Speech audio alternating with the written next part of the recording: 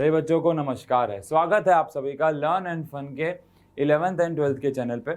तो बच्चों 7th को हमारा केमिस्ट्री का एग्ज़ाम है, बहुत पास आ गए हैं एग्ज़ाम एंड आई होप आप लोगों की तैयारी जो है वो बहुत ही बढ़िया तरीके से चल रही होगी।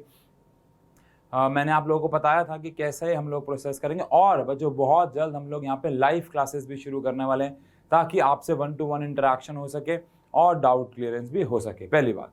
दूसरी बात, आज जैसे कि हम लोग कोऑर्डिनेट कंपाउंड्स के पार्ट 2 के लिए मिले हैं। अब इस कोऑर्डिनेट कंपाउंड के पार्ट 2 के बाद का हमारा प्लान क्या है? मैंने बताया था हमारा बचेगा क्या, ऑर्गेनिक। और ऑर्गेनिक में हम लोग कैसे बात करने वाले हैं, हम लोग चैप्टर को पूरा जैसे हम लोग यहाँ पे पढ़ रहे हैं वैसे नहीं पढ़ते क्योंकि उतना टाइम नहीं है। तो अब उतना टाइम हमारे पास है नहीं कि हम उनके कंप्लीट लेक्चर लेके आ सकें या वन शॉट भी लेके आ सकें, बिकॉज ऑर्गेनिक में सारी रिएक्शन करवाना भी एक चैप्टर के लिए वन शॉट काफ़ी डिफिकल्ट जॉब हो जाएगा और उसका कोई सिग्निफिकेंस भी नहीं है क्योंकि वो आपको वैसे भी याद करनी है। मोस्ट ऑफ देम को समझना भी है। लेकिन सवाल यहाँ पे उठता है कि ऑर्गेनिक को हम लोग कैसे रिवाइज करने वाले हैं।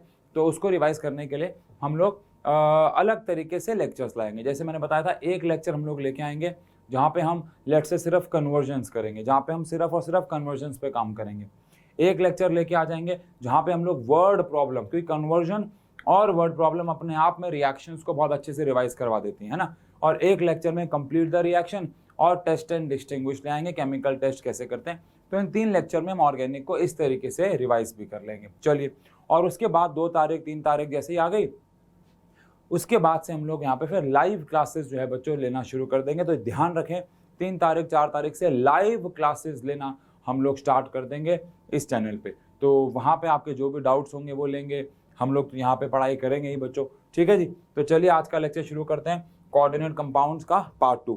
हमने यहाँ पे बात की थी इस चैप्टर में, अगर आपको याद होगा, कि क्या होते हैं कोऑर्डिनेट कंपाउंड्स, लिगेंड्स क्या होते हैं, लिगेंड्स कितने टाइप के होते हैं, और सेंट्रल मेटल एटम क्या होता है, इलेक्ट्रॉन कैसे पेयर में आते हैं, कितने पेयर आते हैं। और हमने फिर IUPAC नेमिंग के ऊपर बात की, जिसके ऊपर एक क्वेश्चन एग्जाम में आपको मिलेगा।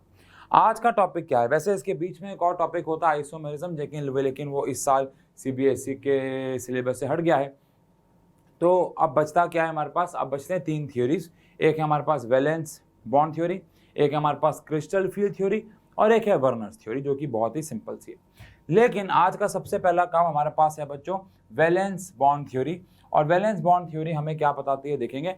फिर 2-3 लिमिटेशन है वैलेंस बॉन्ड थ्योरी की, फिर CFT जो कि अगेन काफ़ी इंपॉर्टेंट है।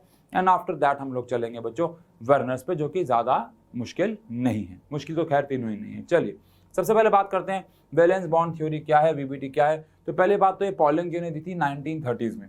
अब इस थ्योरी में इन्होंने क्या कहा, एक्चुअली वैलेंस बॉन्ड थ्योरी पहले भी आ चुकी है 11th क्लास में, चैप्टर का नाम था केमिकल बॉन्डिंग, लेकिन वहां पे वो थ्योरी आई थी कोवैलेंट बॉन्ड के लिए। यहां पे आप कह सकते हो वैलेंस बॉन्ड थ्योरी हम लोग किसके लिए पढ़ रहे हैं बच्चों? For coordinate bond. पिछली बार यानी पिछले साल अगर आपने पढ़ी हो और आपको याद हो तो हमने ये कोवैलेंट बॉन्ड के लिए पढ़ी थी कि भैया 2 ऑर्बिटल्स एक दूसरे के ऊपर ओवरलैप होते हैं, सिग्मा बॉन्ड बनाते हैं, पाई बॉन्ड बनाते हैं, सिग्मा पहले बनता है, पाई बाद में बनता है, वो सारे पंगे। जितना ज़्यादा ओवरलैपिंग होगी उतना स्टेबल होगा, हेड ऑन, साइड वाइज, ये सब। लेकिन यहाँ पे ऐसा नहीं है, मतलब ऐसा है लेकिन अलग चीज़ के लिए। किसके लिए है? कोऑर्डिनेट बॉन्ड के लिए। अब यहाँ पे इन्होंने क्या देखा, एल पॉलिंग जी ने, कि जब कोई कोऑर्डिनेट बॉन्ड बनाता है तो एक्चुअली लिगेंड जो है वो अपने इलेक्ट्रॉन के पेयर सेंट्रल मेटल एटम को देना चाहता है क्योंकि उसके डब्बे खाली पड़े हुए, ऑर्बिटल खाली पड़े हुए। लेकिन इलेक्ट्रॉन देने से पहले सेंट्रल मेटल एटम को अपनी एक क्या रिप्रेजेंट करनी होती है, याद करेंगे, हाइब्रिडाइजेशन। और वो हाइब्रिडाइजेशन किस प्रकार बनती है? आंसर है इसको देखे कितने इलेक्ट्रॉन के पेयर्स आ रहे हैं, वो भी मैं आपको समझाऊंगा, आप समझ जाओगे एग्जांपल देके। अब हाइब्रिडाइजेशन क्या होगी, ये पहले डिपेंड किया करता था कि भाई सेंट्रल पे कौन बैठा हुआ है, लेकिन यहाँ पे इस पे भी डिपेंड करेगा कि जो लिगेंड्स हैं वो कौन आ रहे हैं। मतलब वहाँ पे तो लिगेंड्स थे नहीं ना, वहाँ पे सेंट्रल मेटल एटम और आसपास मोनोवैलेंट है या डाईवैलेंट है, इस पर डिपेंड करता था। लेकिन यहाँ पे ये इनकी वैलेंसी के साथ साथ इनके टाइप पे भी डिपेंड करता है कि कौन सा लिगेंड आ रहा है। अगेन ये जो मैं बोल रहा हूँ अभी हम सब समझेंगे जब हम एग्जाम्पल पढ़ेंगे, लेकिन उससे पहले आगे बढ़ने से पहले आपको ये पता होना चाहिए कि हाइब्रिडाइजेशन अलग अलग प्रकार की 11th में आई थी। sp, sp2, sp3, sp3d2 ऐसे करके अलग अलग हाइब्रिडाइजेशन हमारे पास आई थी। यहाँ पे हमें कुल मिला के सिर्फ 4 हाइब्रिडाइजेशन मिलने वाली हैं। एक मिलने वाली है sp3, एक मिलने वाली है dsp2। इनके क्या मतलब है अगर आपको नहीं पता है तो आप अभी थोड़ी देर में समझ जाओगे। एक हाइब्रिडाइजेशन आ जाएगी हमारे पास sp3d2 और एक आ जाएगी हमारे पास d2sp3। ये हाइब्रिडाइजेशन हमें मिलेंगी। अगर हाइब्रिडाइजेशन आई sp3, इसका मतलब हो जाएगा बच्चों टेट्राहेड्रल। इसका मतलब होगा कि जो शेप होगी वो क्या होगी, यानी हाइब्रिडाइजेशन जो होगी वो होगी टेट्राहेड्रल। dsp2 आई तो हो जाएगी स्क्वायर प्लेनर।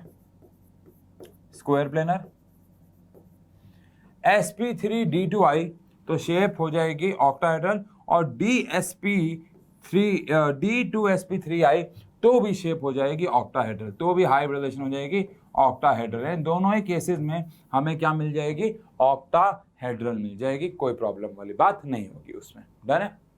अब ये क्या है, इनके क्या मतलब है, ये कैसे रिप्रेजेंट होगा वो तो हम आगे पढ़ रही है ना। तो चलो कुछ एग्जांपल ले लेते हैं। पहली बात तो मैं आपको बता दूं कि हम इसके क्वेश्चन की फॉर्म में, इस फॉर्म में या इस फॉर्म में या इस फॉर्म में भी इनके क्वेश्चन लेंगे, पर अभी फिलहाल मैं यहाँ पे क्या बात कर रहा हूँ आपसे ये बात समझनी है आपको। जैसे कि मान लो यहाँ पे आया Fe और इसके साथ आ गए मान लो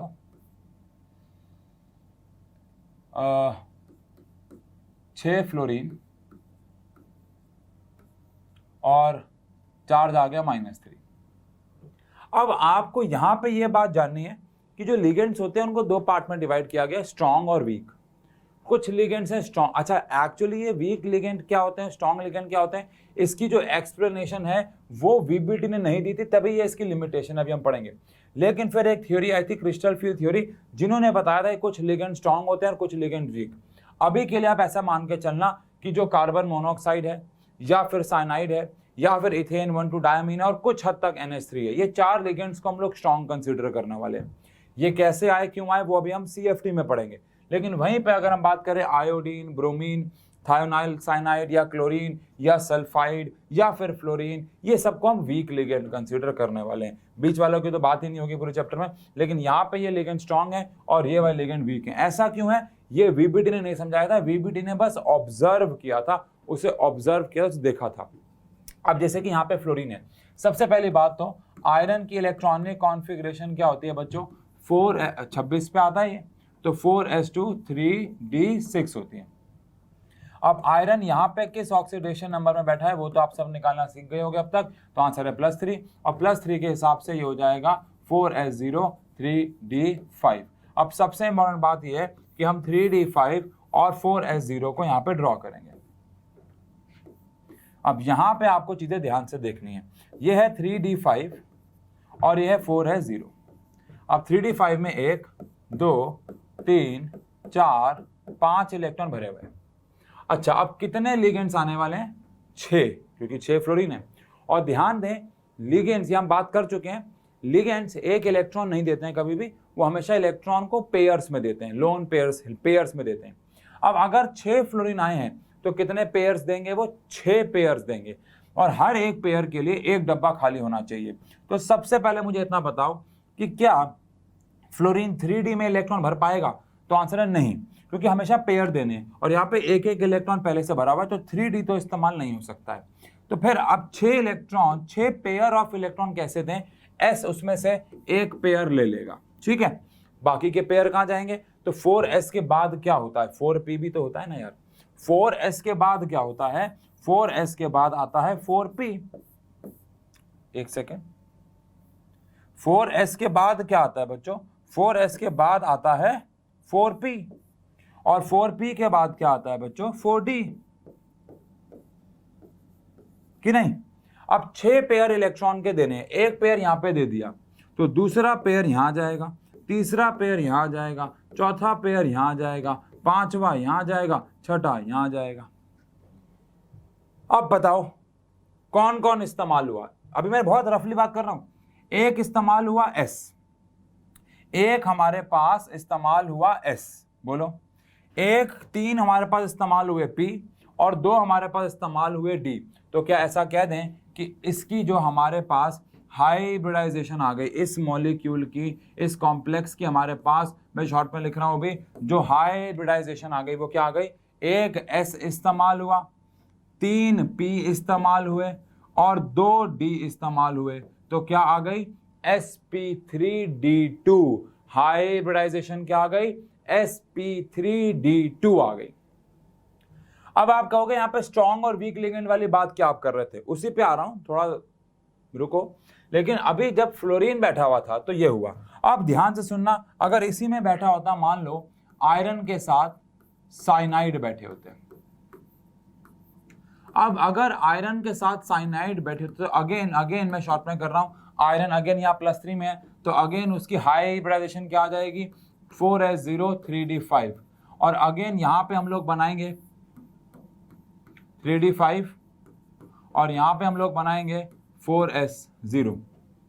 अब 3d5 का मतलब है 1 2 3 4 5 है।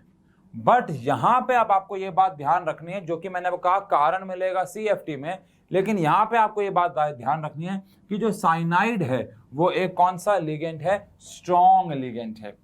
अब स्ट्रॉन्ग लिगेंड क्या करते हैं, स्ट्रॉन्ग लिगेंड इलेक्ट्रॉन की बैक पेयरिंग कर देते हैं। मैं दोबारा बोल रहा हूं, ये कारण VBT नहीं दे पाई, जो कि लिमिटेशन भी है।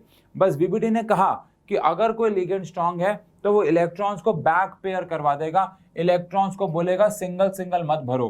11th क्लास में हमने पढ़ा था, हुंस रूल जी कहते हैं कि इलेक्ट्रॉन को सिंगल सिंगल भरना है, लेकिन इस कंसेप्ट ने कहा कि नहीं जी, बैक पेयरिंग कराओ अगर लिगेंड स्ट्रॉन्ग है। तो ऐसा क्यों होता है हम पढ़ेंगे। तो हम यहाँ पे अगर ऐसा लिख दें कि as cyanide minus will cause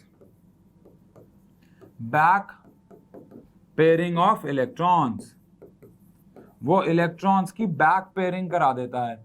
और अगर इलेक्ट्रॉन्स की बच्चों बैक पेयरिंग हो गई तो 1 2 3 4, बैक पेयरिंग का मतलब है पेयर कराओ, तो टोटल 5 इलेक्ट्रॉन थे, तो 1 2 3 4 और 5 ऐसे इलेक्ट्रॉन भरे जाएंगे 3d5 में, और हमारे पास इसके आगे तो कौन होगा, ये होगा 4s0।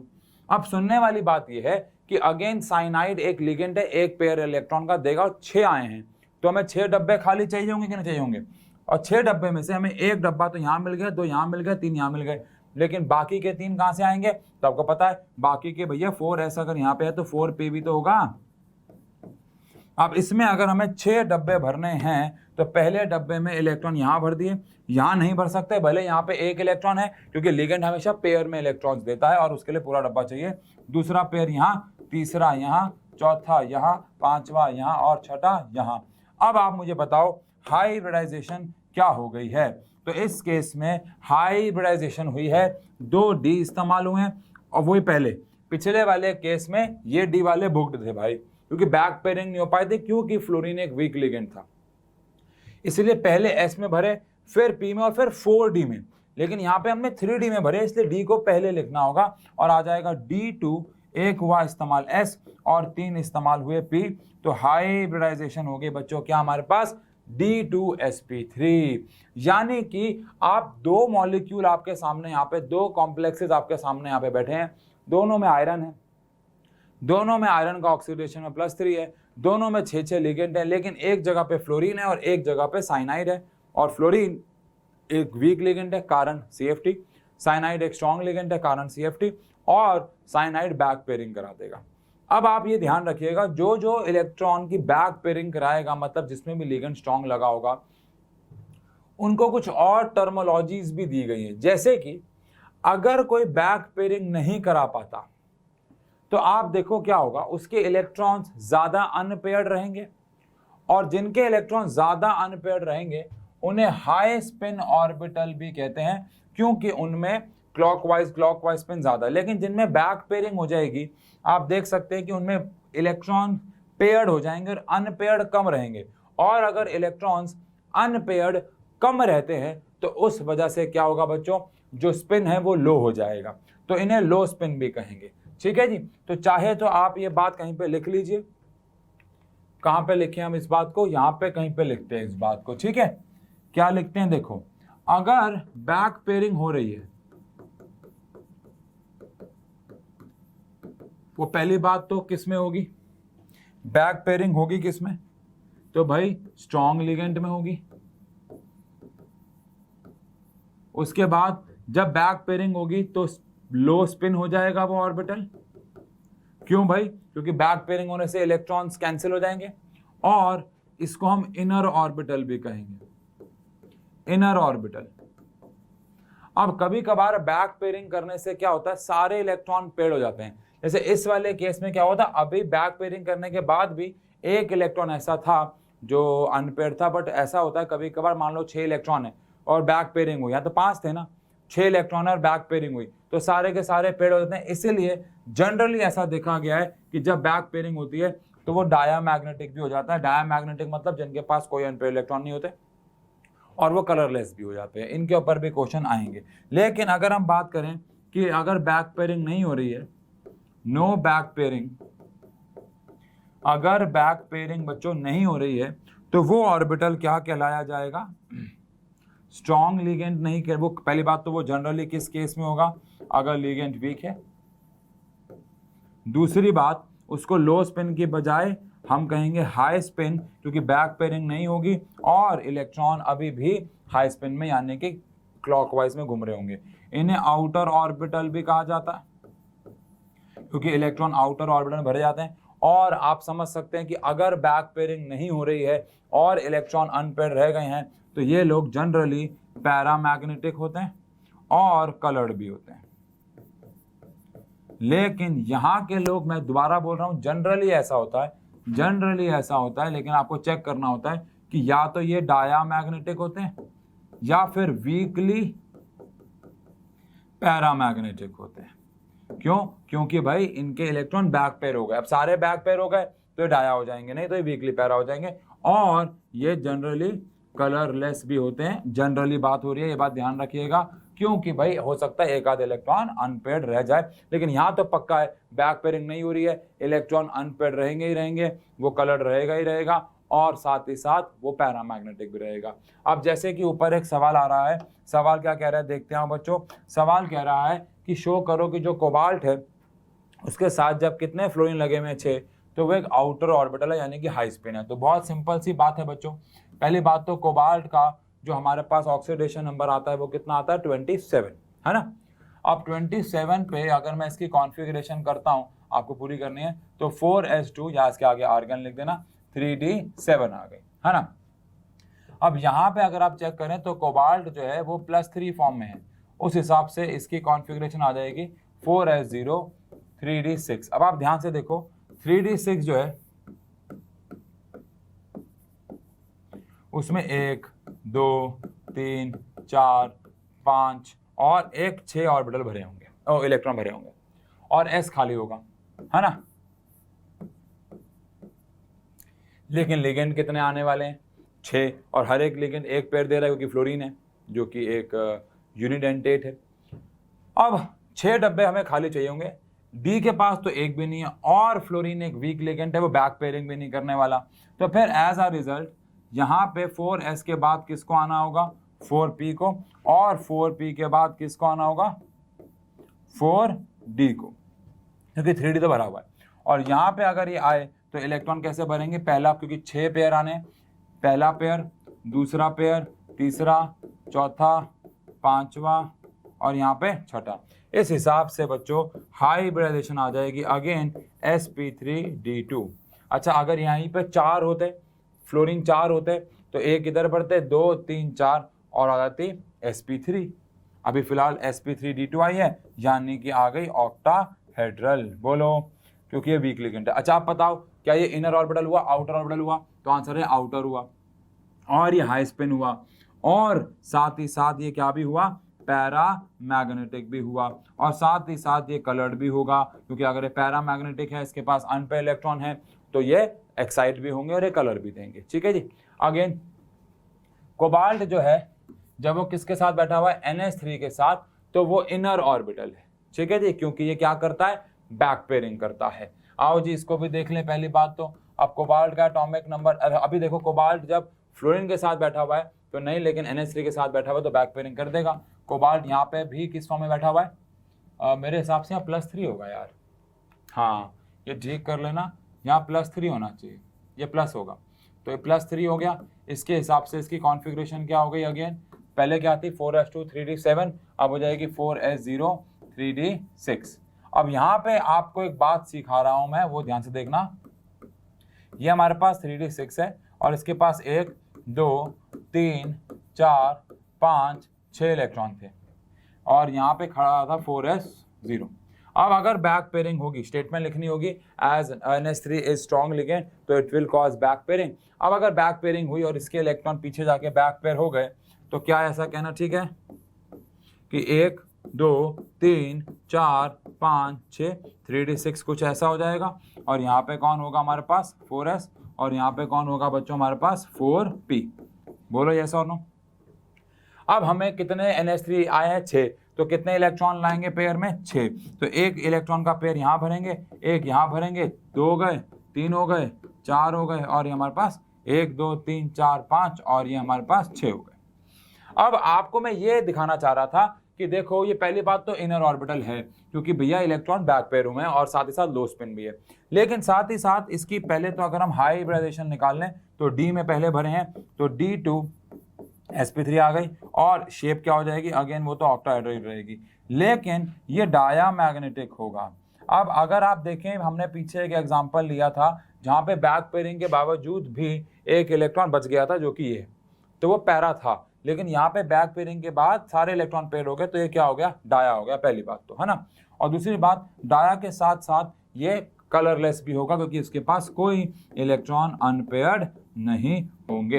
अब क्वेश्चन बहुत अलग अलग तरीके से आ सकते हैं, ऐसे show that this is inner orbital, show that this is low spin orbital, show that this is diamagnetic, show that this is colourless, ऐसे करके क्वेश्चन आते हैं, ठीक है ना। सबका आंसर सेम तरीके से देना है। अब अगला जो क्वेश्चन है ये आपको मैं और समझा रहा हूँ, आपको ये खुद करना है। वैसे तो कह रहे हैं Fe जब H2O के साथ बैठता है तो वो स्ट्रांगली पैरामैग्नेटिक होता है क्योंकि इसमें कोई बैक पेयरिंग नहीं हो पाएगी और बैक पेयरिंग नहीं हो पाएगी तो 4-5 इलेक्ट्रॉन इसके पास अनपेयर्ड आएंगे, लेकिन वहीं पे जब वो Cn के साथ बैठेगा तो क्या कर देगा बैक पेयरिंग, और बैक पेयरिंग करेगा तो एक इलेक्ट्रॉन उसके पास अनपेयर्ड बचेगा, सिर्फ एक, और वो क्या हो जाएगा वीकली पैरामैग्नेटिक हो जाएगा क्योंकि उसकी बैक पेयरिंग हुई, इलेक्ट्रॉन्स पेयर्ड हो गए और कम नंबर ऑफ इलेक्ट्रॉन्स बचे, एक ही बचा अनपेयर्ड जिसकी वजह से वो वीकली पैरामैग्नेटिक हो गया। डन है। चलिए अब ये तो हुई वीबीटी ने हमारी मदद की बताने में कि शेप क्या होगी, बताने में कि भैया बैक पेयरिंग होगी कि नहीं होगी, और हाइब्रिडाइजेशन क्या होगी, वो मैग्नेटिक होगा, पैरा होगा, डाया होगा, या फिर वो इनर होगा, आउटर होगा, या वो कलर होगा कि नहीं। लेकिन जो चीज उन्होंने नहीं बताई वो क्या है, this theory couldn't explain the quantization. पहली बात उन्होंने मैग्नेटिक फील्ड के क्वांटाइजेशन के बारे में कुछ नहीं बताया, ठीक है वो तो डिस्कवर भी बाद में होता है, लेकिन सबसे पहली बात इन्होंने ये तो बताया कि इनर ऑर्बिटल और आउटर ऑर्बिटल आते हैं, लेकिन उनकी एग्जिस्टेंस ऐसा क्यों होता है कि इनर ऑर्बिटल आते हैं, आउटर ऑर्बिटल आते हैं, मैग्नेटिक मूवमेंट किसी का कम क्यों हो रहा है, किसी का ज्यादा क्यों हो रहा है, और टेम्परेचर चेंज करने से कलर में क्यों बदलाव आ रहे हैं, कलर कैसे आ रहे हैं, मतलब इन्होंने ये तो बता दिया कि ये कंपाउंड कलर है कि नहीं, लेकिन उसका एग्जैक्ट कारण नहीं दे पाए और एज अ रिजल्ट ये इनकी क्या बन गई लिमिटेशन। और इन सारी लिमिटेशंस को बच्चों ठीक किया किसने, CFT यानी कि क्रिस्टल फील्ड थियरी ने। अब क्रिस्टल फील्ड थियरी क्या कहती थी, VBT की जो बातें थी वो सारी जो सही वाली बातें थी उनको हम अलग रख देते हैं, वो तो ठीक है, लेकिन यहां पे इनका मेन कंसर्न ये समझाना था कि ऑर्बिटल जो है वो इनर क्यों हो रहे हैं या आउटर क्यों हो रहे हैं, लिगेंड जो है वो स्ट्रॉन्ग क्यों हो रहे हैं, वीक क्यों हो रहे हैं, बैक पेयरिंग क्यों हो रही है, ये बैक पेयरिंग का लफड़ा क्या है, इलेक्ट्रॉन्स बैक पेयरिंग क्यों कर रहे हैं, हम किसी लिगेंड को स्ट्रॉन्ग क्यों कह रहे हैं, किसी को वीक क्यों कह रहे हैं। तो उसके लिए पहले आपको एक बात समझनी होगी कि क्रिस्टल फील्ड थियरी से पहले ये माना जाता था, जो कि अफबाउ जी ने भी बताया था हमें 11th क्लास में क्वांटम नंबर्स की पढ़ाई में, कि जो एक सब शेल के ऑर्बिटल्स होते हैं सब की जो एनर्जी रहती है वो सेम रहती है। जैसे हमारे पास P में 3 ऑर्बिटल होते हैं, PX, PY, PZ। D में हमारे पास 5 ऑर्बिटल होते हैं, XY, YZ, XZ, X2, Y2 और Z2। इन सब की एनर्जी सेम रहती है ऐसा माना जाता था, लेकिन क्रिस्टल फील्ड थियरी जब प्रपोज की गई इन लोगों के द्वारा, नाम की प्रोनाउंसिएशन थोड़ी सी मुश्किल हो सकती है आप लोग देख लेना, लेकिन इन लोगों के द्वारा जब CFT को प्रपोज किया गया तो बच्चों ये देखा गया कि D ऑर्बिटल जो 5 D ऑर्बिटल्स होते हैं वो D ऑर्बिटल्स की एनर्जी बराबर नहीं होती है जब हम उनमें इलेक्ट्रॉन्स भरने जा रहे होते हैं। हमें ऐसा लगता था कि D ऑर्बिटल में जो 5 ऑर्बिटल हैं उन सब की एनर्जी बराबर होती है, लेकिन जब लिगेंड्स उनमें इलेक्ट्रॉन भरने जा रहे होते हैं, अपने इलेक्ट्रॉन पेयर उनकी तरफ शिफ्ट करने जा रहे होते हैं, तो एक्चुअली जो डी ब्लॉक के या जो डी सब शेल के 5 ऑर्बिटल्स होते हैं वो 2 फील्ड में टूट जाते हैं। एक फील्ड को हम लोग कहते हैं T2G और एक फील्ड को हम लोग कहते हैं EG। T2G में कौन कौन आते हैं? DXY, YZ और ZX। ऐसा क्यों होता है अभी 2 मिनट में बता रहा हूं। और EG में कौन कौन आते हैं बच्चों? एक आता है हमारा x² y² और एक आता है z²। अब ऐसा क्यों होता है कि T2G ऑर्बिटल में XY, YZ और ZX आते हैं? क्योंकि T2G ऑर्बिटल में जो 3 आ रहे हैं ये तीनों सेम ही होते हैं। अगर आपको याद हो तो हमारे पास डबल डंबल शेप होती थी डी ऑर्बिटल की, याद है? अब अगर मैं यहां पे x बना दूं और यहां पे y बना दूं तो ये क्या हो जाता था? XY। ऐसे ही अगर y z एक्सिस बना दूं, ऑब्वियसली बात है प्लेन बदल जाएगा, तो ये हो जाएगा YZ और ऐसे XZ। अल्टीमेटली कहने का मतलब बच्चों ये है, ओहो भाई साहब, अल्टीमेटली बच्चों कहने का मतलब ये है यार कि इन सब की यानी इन तीनों की शेप सेम होती थी और इनके जो लोब्स थे वो एक्सिस पे ना बैठते हुए प्लेन पे बैठते थे। लेकिन वहीं पे अगर मैं x² y² की बात करूं, याद हो अगर आपको तो x² y² में क्या होता था? डबल डंबल शेप ही होती थी, लेकिन ये डबल डंबल बैठते कहाँ थे बच्चों? एक्सिस के ऊपर। और शायद z² भी आपको याद हो, इसमें भी ये ऑर्बिटल के ऊपर, ऑब्वियसली बात है वो अलग बात थी कि एक इसके आसपास ऐसे घूमता था। लेकिन कहने का मतलब ये है यार कि XY, YZ और ZX में जो लोब्स होते थे वो प्लेन में होते थे, है ना? लेकिन यहाँ पे वो होते थे एक्सिस के ऊपर, जिसकी वजह से लिगेंड्स अगर एक्सिस से आते थे तो अलग एनर्जी पैदा होती थी। क्योंकि देखो यहाँ से एक्सिस के आएंगे तो लोब्स नहीं मिलेंगे, यहाँ पे एक्सिस से आएंगे देखो इनको लोब्स मिलेंगे, यहाँ पे भी अगर वो एक्सिस से आए तो लोब्स मिलेंगे।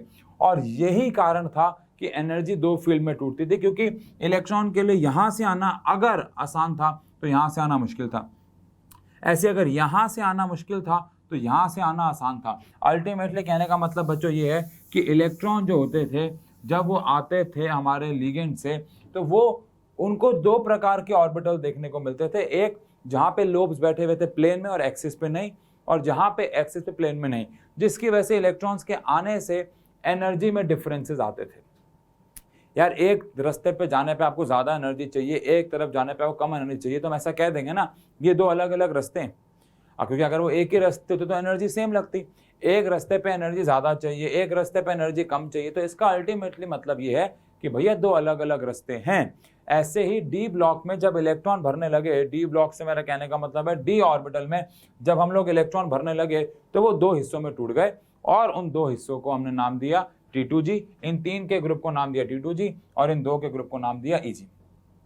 अब क्या लिखा हुआ? Due to approach of ligands the 5 degenerate d orbital split, वो स्प्लिट हो जाते हैं। And splitting of d orbital depends on the nature of the crystal field, यानी वो किस तरीके से टूटेंगे ये उस पर डिपेंड करता है। मतलब कि वो टेट्राहेड्रल है या वो ऑक्टाहेड्रल है, लेकिन जिस भी फील्ड में टूटेंगे जो T2G है और EG है उसके बीच में जो एनर्जी गैप आएगा उसको हम डेल कह देंगे। क्या कह देंगे भाई? डेल, यानी कि क्रिस्टल फील्ड स्प्लिटिंग एनर्जी, जिसको शॉर्ट में हम लोग CFSE कहते हैं। अब ये क्या कहना चाह रहा है? आओ उसको सबसे पहले इससे पहले हम लोग यहाँ पे बात करें फॉर ऑक्टाहेड्रल।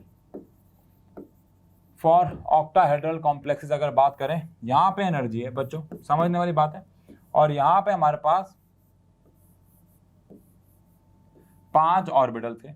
एक था XY, एक था YZ, एक था XZ, एक था x² y² और एक था z²। सबकी एनर्जी बराबर चल रही थी क्योंकि हमने अभी इनके अंदर इलेक्ट्रॉन भरे नहीं थे।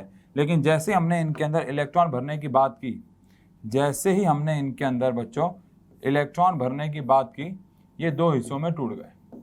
ठीक है जी। अब 2 हिस्सों में से जो पहला हिस्सा इनका आया जिसमें एनर्जी कम लग रही थी वो था XY, YZ और XZ। यहाँ पे बात हो रही है किसकी बच्चों? ऑक्टाहेड्रल कॉम्प्लेक्सेस की, क्योंकि ऑक्टाहेड्रल कॉम्प्लेक्सेस में इलेक्ट्रॉन्स जो आते थे वो एक्सिस से आते थे। ऑक्टाहेड्रल में आपको याद होगा 6 एक्सिस होती हैं, तो एक्सिस से आते हैं। और XY, YZ, ZX में लोब्स बैठे होते हैं प्लेन में, तो कम रिपल्शन होती थी, जिसकी वजह से एनर्जी जो है इनकी कम हो जाती थी। ये तीनों को हम मिला के क्या बोलते हैं? T2G बोलते हैं। वहीं पे इनमें जो इलेक्ट्रॉन होते थे, जब वो लिगेंड इलेक्ट्रॉन पेयर जब लिगेंड से आते थे तो वो एक्सिस से आते थे, क्योंकि अगेन ऑक्टाहेड्रल में एक्सिस से आते हैं, तो एक्सिस से आने पे उनको रिपल्शन मिलती थी, क्योंकि अभी मैंने बताया इनके लोब्स एक्सिस पे ही बैठे होते थे। तो यानी कि अगर हम इलेक्ट्रॉन नहीं भर रहे तो इनके बीच में जो एनर्जी है वो बराबर है, लेकिन जब इलेक्ट्रॉन भरना शुरू करते थे तो ये ऑर्बिटल दो एनर्जी गैप में टूट जाया करते थे, और इस एनर्जी गैप को डेल्टा नॉट, यहाँ पे नॉट क्या रिप्रेजेंट कर रहा है कि हम ऑक्टाहेड्रल में खड़े हुए हैं, इस एनर्जी गैप को बोलते थे हम क्रिस्टल फील्ड स्प्लिटिंग एनर्जी। अब यहां पे खेल शुरू होता है। अब अगर एक इलेक्ट्रॉन, अब हम बैक पेयरिंग वाली बात यहां पे थोड़ा समझेंगे।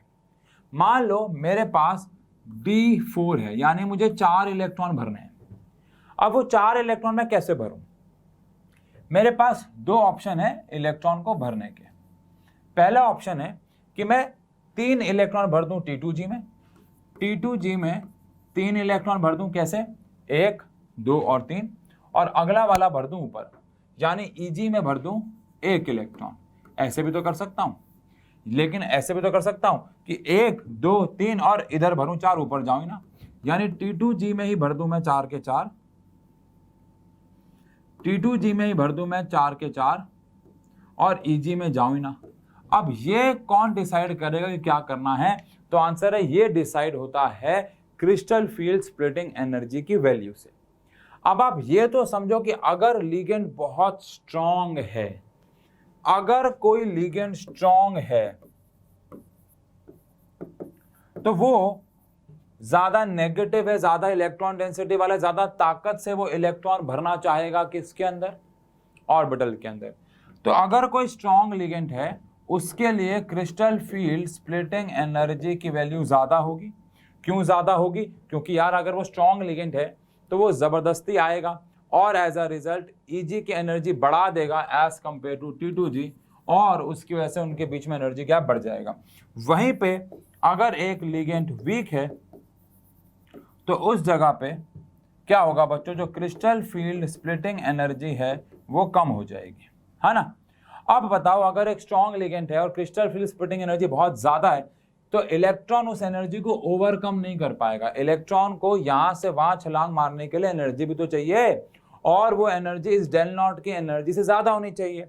अब अगर डेल नॉट की वैल्यू बहुत ज्यादा है, कुछ स्ट्रॉन्ग लिगेंड्स के लिए इसकी वैल्यू बहुत ज्यादा होती है, जैसे कि अभी हमने बात की NH3 CN और CO।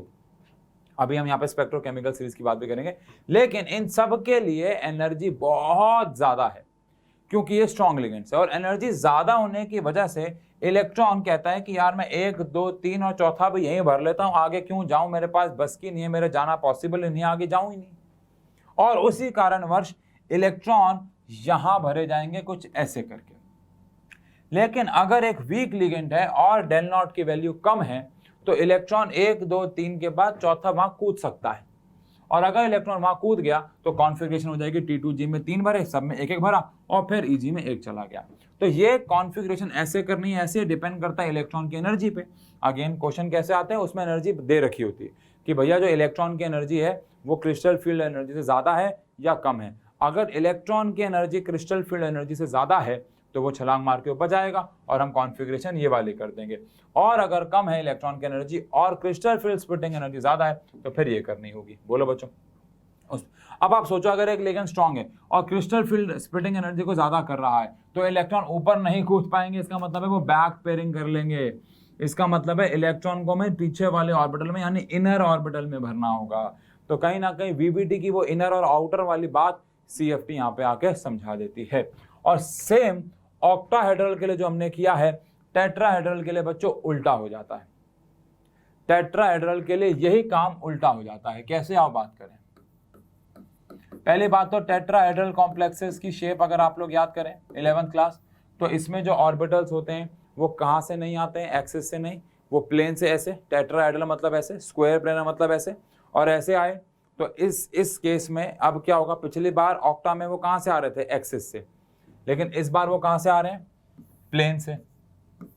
अब अगर वो प्लेन से आए 1, 2, 3, 4, 5, ये हमारे पास XY, ये हमारे पास YZ, ये हमारे पास XZ, ये X² Y² और ये Z²।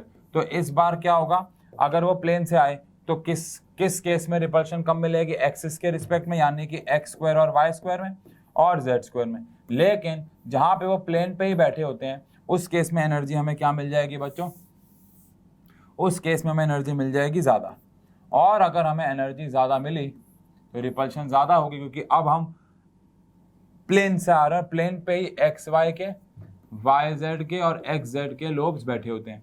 तो जो T2G है इस बार ही वो कहाँ चला जाएगा बच्चों, ऊपर, और EG कहाँ चला जाएगा, नीचे। लेकिन बाकी सारा का सारा खेल जो है वो बच्चों सेम रहेगा और कुछ नहीं बदला। इसको क्रिस्टल फ्रिल स्प्लिटिंग एनर्जी बोलेंगे, वही बैक पेयरिंग वाला खेल, वही स्ट्रॉन्ग लिगेंड, वही वीक लिगेंड, वो सब सेम है। बस इन्होंने अपनी पोजीशन बदल ली है क्योंकि इलेक्ट्रॉन के आने का खेल यहाँ पे हो रहा है। अब हमें कैसे पता लगेगा कि एक लिगेंड स्ट्रॉन्ग है या वीक है, तो उसी के लिए यहाँ पे एक सीरीज बनाई गई जिसे बोला गया स्पेक्ट्रोकेमिकल सीरीज, जहाँ पे ये बताया जाता है कि कौन से लिगेंड के लिए क्रिस्टल फ्रिल स्प्लिटिंग एनर्जी ज़्यादा है और किसके लिए कम है। तो बहुत सारी मेहनत और रिसर्च के बाद हमारे महान लोगों ने ये टेबल बनाई और इसमें बताया कि किसकी एनर्जी ज़्यादा है और किसकी एनर्जी कम है बच्चों। डन है।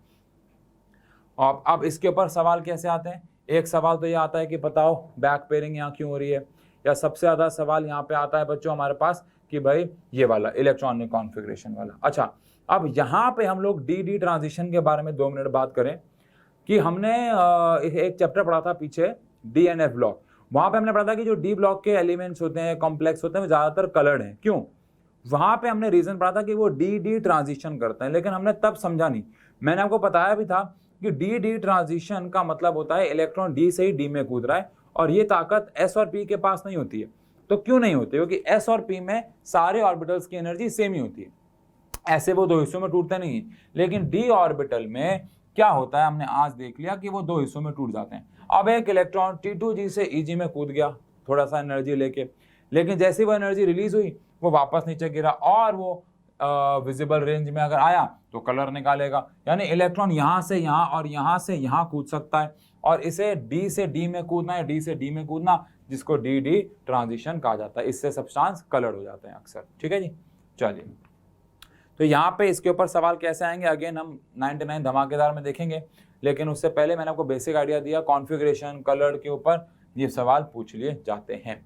और ये एक्चुअली रहस्य भी खोलता है वीबीटी का कि भाई कैसे उन्होंने बताया कुछ लिगेंड स्ट्रॉन्ग हैं और कुछ लिगेंड्स वीक हैं। चलिए ठीक है। अब एक यहाँ पे बहुत ही सिंपल सा टॉपिक पढ़ता है विच इज वर्नर्स थ्योरी। बहुत सालों से मैं बोर्ड के पेपर देख रहा हूँ बच्चों, 12-13 साल से आज तक वर्नर थ्योरी से मैंने एग्जाम में 1 या 2 बार क्वेश्चन देखे हैं बस, वो भी प्री बोर्ड में ही आया होगा 1-2 बार। बोर्ड में तो मेरे को वैसे धुंधला सा याद आ रहा है, शायद ही है। तो वर्नर जी क्या कह रहे हैं अपनी थ्योरी में, इन्होंने कहा वर्नर जी ने, अच्छा इस थ्योरी का कोई ज़्यादा लेना देना नहीं है CFT और VBT से। इन्होंने कहा कि जो ईच सेंट्रल मेटल एटम होता है वो वांट्स टू सेटिस्फाई, वो 2 प्रकार की वैलेंसी सेटिस्फाई करना चाहता है। देखो सबसे पहली बात तो आपको यहाँ पे ये बात समझनी है बच्चों कि हमने ये पढ़ा था कि सेंट्रल मेटल एटम जो होता है वो एक मेटल ही तो है। अब हर एक मेटल अपना आउटर मोस्ट शेल यानी कि अपना ऑक्टेट पूरा करना चाहता है, और उस वैलेंसी को पूरा करने को हम बोलते हैं प्राइमरी वैलेंसी। लेकिन आपको याद होगा कि प्राइमरी वैलेंसी पूरी करने के साथ साथ वो चाहते हैं हमारे ऑर्बिटल्स भी भर जाएं जो कि लिगेंड्स भरेंगे, उन्हें बोलते हैं सेकेंडरी वैलेंसी। तो यहीं से ये टॉपिक शुरू होता है कि 2 प्रकार की वैलेंसी आती है हमारे पास इनके हिसाब से, एक आती है प्राइमरी वैलेंसी और एक आती है हमारे पास सेकेंडरी वैलेंसी। अब प्राइमरी वैलेंसी वो वाली वैलेंसी है जो हम आज तक पढ़ते आए हैं, यानी कि जो आयनाइज हो जाती है। प्राइमरी वैलेंसी वो वाली वैलेंसी है जिसको हम आज तक बच्चों पढ़ते आए हैं, यानी कि ये वो वाली वैलेंसी है जो आयनाइज हो जाती है, आयनाइजेबल वैलेंसी है, यानी वही जो पानी में जाने के बाद आयंस दे दे। अब जैसे कि फॉर एन एग्जांपल क्लोरीन है, उसके ऊपर अगर माइनस चार्ज है तो वो कौन सी वाली वैलेंसी है, आयनाइजेबल। ऐसा करेंगे, मैं अभी आपको एग्जांपल लेके समझाऊंगा अभी। लेकिन अगर हम यहाँ बात करें तो वो नॉन आयनाइजेबल वैलेंसी होती है ये वाली। इसमें कोई हमारे पास आयनाइजेशन नहीं होता, क्योंकि ये वैलेंसी किस वजह से आई है, इलेक्ट्रॉन के पेयर शिफ्ट करने से। या सुनो, चलो ऐसा करते हैं, एक एग्जांपल यहाँ लेते हैं। कॉपर है, कॉपर के साथ मान लो यहाँ पे 2 Cl लगे हुए हैं और मान लो 2 NH3 लगे हुए हैं और इस पर कोई चार्ज नहीं है। अब ये तो तय है कि जो लिगेंड्स हैं वो यहाँ पे कौन सी वैलेंसी पूरी करने आए हैं, सेकेंडरी, क्योंकि लिगेंड्स बनाने हैं कोऑर्डिनेट बॉन्ड, और कोऑर्डिनेट बॉन्ड आउटरमोस्ट शेल को पूरा करने के लिए नहीं होता है, वो तो बस ऑर्बिटल्स में इलेक्ट्रॉन पेयर शिफ्ट करने के लिए होता है, क्योंकि एक इलेक्ट्रॉन डेफिशिएंट था और एक इलेक्ट्रॉन रिच था। लेकिन यहाँ पे कॉपर पे कोई चार्ज तो होगा ना, और वो चार्ज है मान लो +2। अब ये +2 चार्ज, इसकी कौन सी वैलेंसी है, प्राइमरी। तो इस प्राइमरी वैलेंसी को सेटिस्फाई कौन कर रहा है, NH3 कर रहा है, नहीं, NH3 पे तो कोई चार्ज ही नहीं है। तो कॉपर की इस +2 वाली वैलेंसी को सेटिस्फाई करने के लिए यहाँ पे क्लोरीन है, यानी कि क्लोरीन यहाँ पे एक लिगेंड भी है और क्लोरीन यहाँ पे एक एनायन भी है, यानी क्लोरीन इसकी प्राइमरी वैलेंसी भी पूरी कर रहा है, जो कि आयनाइजेबल होती है, जो कि अपने अट्ठे को पूरा करने के लिए होती है, और ये एक लिगेंड भी है जो कि इसके ऑर्बिटल को भरने आया तो इसकी सेकेंडरी वैलेंसी को पूरा कर रहा है। मान लो यहाँ पे बाहर एक ब्रोमीन होता, अब ये ब्रोमीन एक लिगेंड नहीं है, तो ये कौन सी वैलेंसी नहीं पूरी कर सकता, ये सेकेंडरी वैलेंसी पूरी नहीं कर सकता। सेकेंडरी वैलेंसी कैसे पूरी कर देगा, सेकेंडरी वैलेंसी का मतलब तो होता है लोन पेयर देना, ये तो एक एनायन है, हाँ, लेकिन ये कौन सी वैलेंसी पूरी करेगा, प्राइमरी, यानी कि ये अपने इलेक्ट्रॉन कॉपर से लेगा और उसके प्राइमरी वैलेंसी जो आज तक हम पढ़ते आए थे उस वैलेंसी को पूरा करेगा। तो यहाँ पे हम लोग ऐसा लिख सकते हैं, आयनाइजेबल वैलेंसी के साथ साथ फुलफिल्ड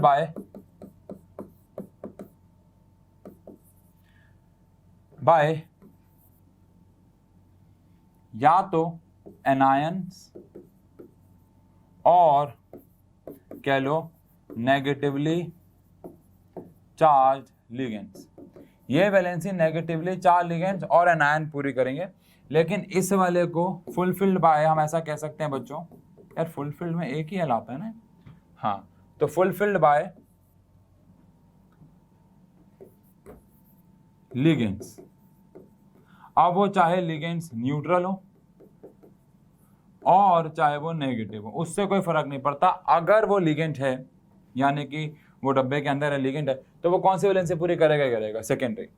इसके बाद जो प्राइमरी होती है वो नॉन डायरेक्शनल होती है। आपको सबको पता है जो आयनिक कंपाउंड होते हैं उनके कोई डायरेक्शन, कोई शेप, कोई हाइब्रिडाइजेशन नहीं होती है, जिस वजह से जो प्राइमरी वैलेंसी है वो नॉन डायरेक्शनल होते हैं। इनके लैटिस होते हैं लेकिन इनकी कोई शेप नहीं होती है मॉलिक्यूल की, तो ये नॉन डायरेक्शनल है प्राइमरी वैलेंसी। लेकिन सेकेंडरी वैलेंसी, जिसको हम अभी एक प्रकार से कोवलेंट बॉन्ड की तरह बिहेव कर रहे हैं, ऑल्दो ये कोऑर्डिनेट बॉन्ड है, और अभी हमने पढ़ा पीछे कि ये sp3 दे रहा है या dsp2 दे रहा है या sp, तो इस हिसाब से ये शेप को डिटरमाइन करते हैं, तो इसलिए इन्हें कहा जाता है डायरेक्शनल और ये है नॉन डायरेक्शनल। ठीक है जी। अब यहाँ पे मान लो कभी कभार एक स्ट्रक्चर बनाने को आता है वर्नर जी के रिस्पेक्ट में, कैसे आता है, जैसे कि देखो समझो, 2 क्वेश्चन कराता हूँ, समझ जाओगे। मान लो यहाँ पे कॉपर है, कॉपर के साथ लगे हुए NH3 4 और 2 लगे हुए Cl। अब पहली बात तो ये ऑक्टाहेड्रल कॉम्प्लेक्स होगा, क्योंकि भैया यहाँ पे 4 के बजाय 6 लिगेंड है, तो यहाँ पे अगर ये ऑक्टाहेड्रल कॉम्प्लेक्स होगा तो 6 लोग तो इसके साथ लगे ही होंगे, और 6 में से 4 हमारे पास NH3 है, कहीं भी लगा दो भी फिलहाल उससे कोई फर्क नहीं पड़ता, और 2 हमारे पास Cl है। अब याद करो, मैंने आपको बताया कि ये लोग यानी कि लिगेंड्स कौन सी वैलेंसी पूरी करते हैं, सेकेंडरी, तो इसकी वजह से शेप हो गई। लेकिन यहाँ पे जो Cl है अगर आप देखें तो वो माइनस का है और वो प्राइमरी वैलेंसी भी पूरी कर रहा होगा, जिसकी वजह से Cl के आगे हम यहाँ पे डॉटेड लाइन भी दिखा देंगे, जो कि ये रिप्रेजेंट कर रहा है कि Cl यहाँ पे प्राइमरी के साथ साथ सेकेंडरी वैलेंसी भी पूरी कर रहा है। ऐसे मान लो मैं आपको एक और क्वेश्चन कराऊं, आप समझोगे कि यहाँ पे आया आयरन और आयरन के साथ आ गया मान लो H2O 6 और चार्ज आ गया +3। अब आयरन के आसपास 1 2 3 4 5 6 H2O आ गए, है ना भाई, H2O आ गए।